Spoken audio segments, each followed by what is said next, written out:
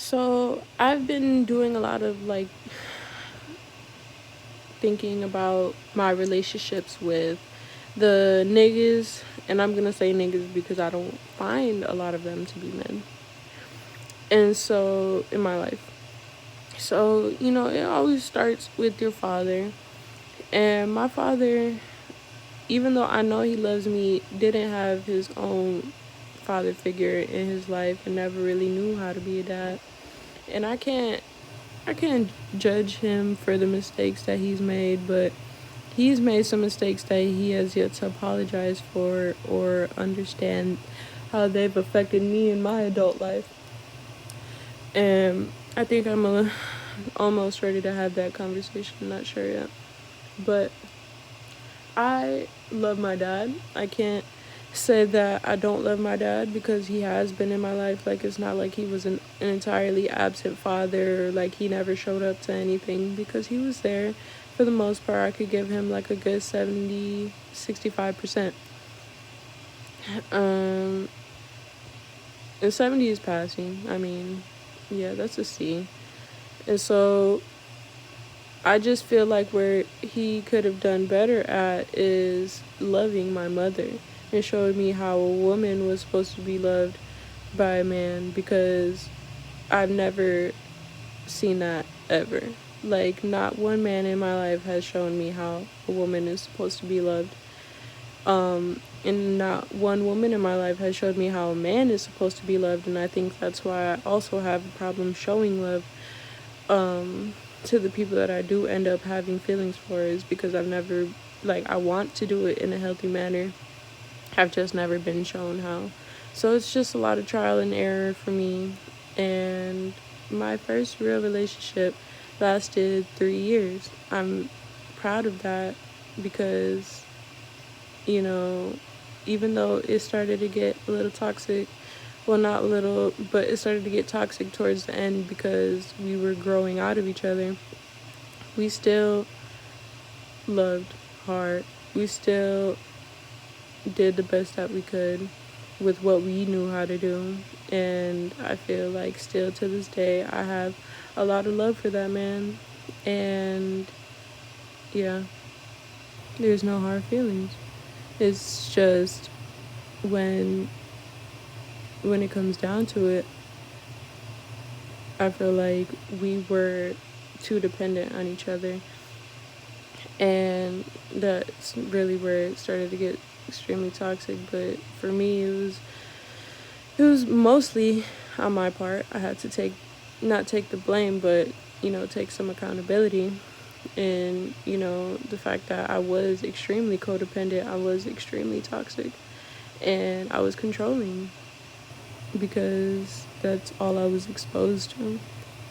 And after that, I was single for some years, and I started to rediscover myself and you know reevaluate the relationship with my father, because I was starting to become a woman, and I didn't like the way that he treated women while having daughters who are becoming women. Still viewing us as daughters and as little girls and stuff like that, and not valuing that one day we're not going to be little girls anymore. No matter how much you see that in us, grown men out here are going to look at us like grown women and treat us like grown women or grown men treat grown women. And that's not very nice. We're going to put it that way. It's not very nice all the time. And so,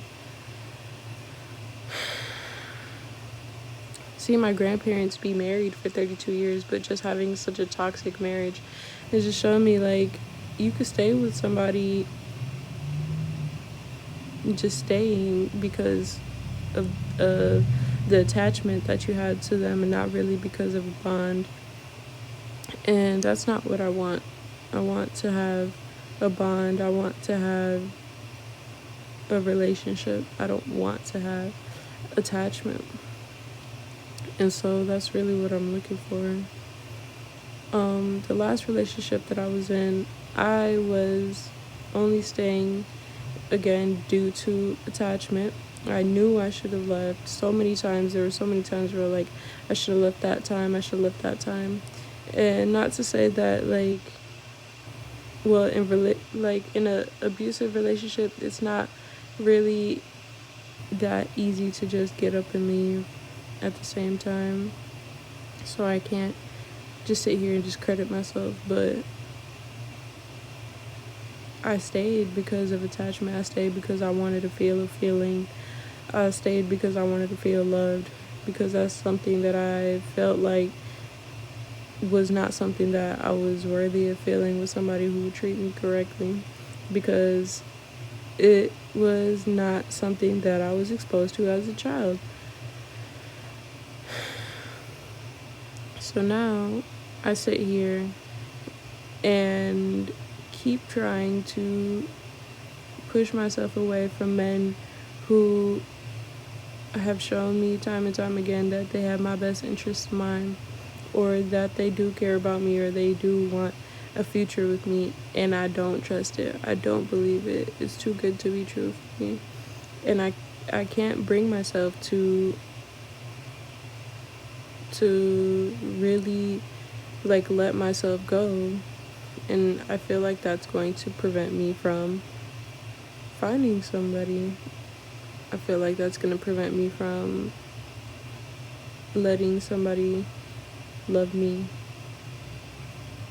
And I don't want it to. I push myself so far away from my emotions that when I start to feel them, it hurts too bad. It's too much. It's too overwhelming, and I need to learn how to be comfortable with the uncomfortable.